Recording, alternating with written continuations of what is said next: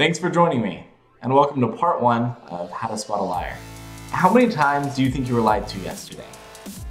If you're anywhere near the average, that number is upwards of 200. Now, who lied to you? You probably have no idea. Most people don't. In fact, even when you're looking for lies, you're only able to recognize 54% of them. Now that's stark contrast considering the FBI, when they're trained, are able to recognize upwards of 90% of the lies. You've probably already seen the infamous Bill Clinton video, but this time we're going to watch it together and we're going to pull out the verbal clues to show that he was lying. Now only pay attention to the verbal clues. All the rest, we're going to get to later. But I want to say one thing to the American people.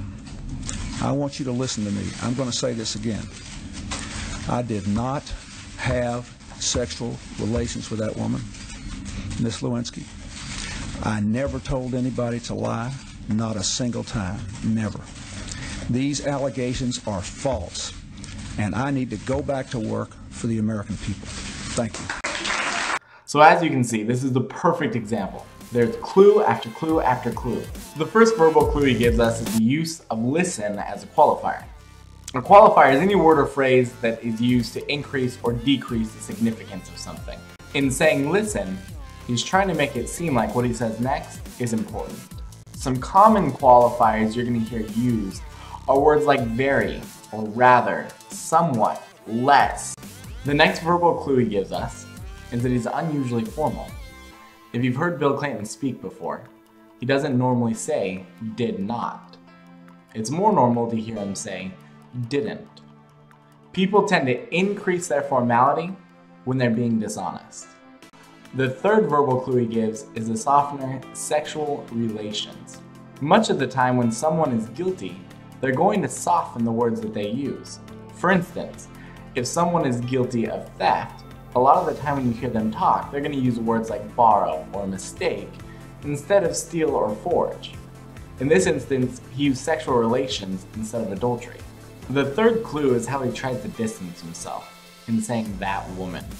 Often, when someone is trying to be dishonest with you, they try to distance themselves from the lie that they're telling. For instance, if you're trying to sell to a company, they will change from saying our company or my company to saying the company. And the fourth clue is his repetitive use of never at the end. It's rare when a guilty person is caught that they'll simply say I'm innocent. They'll instead go on and say in 2, 3, or sometimes 4 different ways how they're innocent. Alright, now let's try this one more time. This time is going to be with the Jimmy Kimmel video. They have a segment called the Lie Witness News where they go out and they ask people things that they know they're going to lie about. This segment is on the Super Bowl. They're asking people questions about it using fictitious names or events to see if they'll be honest about whether or not they actually watched the Super Bowl. How do you think Tom Brady did last night? I thought Tom Brady was great. Tom Brady killed it last night, actually. He threw real well to the Seattle receivers, and it was great. It was great. Ouch! Poor guy. So we got to use a couple of the things that we learned in the last segment. However, there were a couple new things. Right off the bat, you notice what we saw last time in him being unusually formal, using Tom Brady's full name both times he referred to him. The 2 other elements we're already familiar with are number 2, repetition, and number 3, the qualifier. However, this time the qualifier was actually and real. Number 4 was a new one to us. It's using excess details.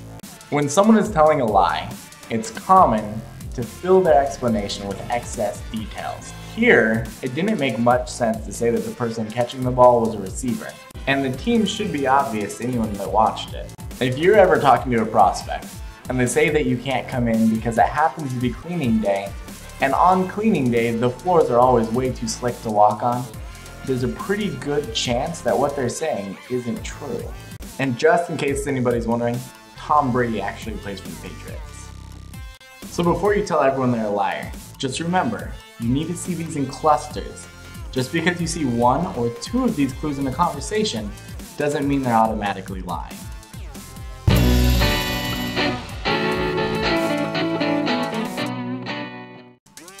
Go check out Audible. It's the best place I've found for downloading and listening to audiobooks. And make sure you have some fun. Go watch some of Jimmy Kimmel's Live Witness News and see what else you can find.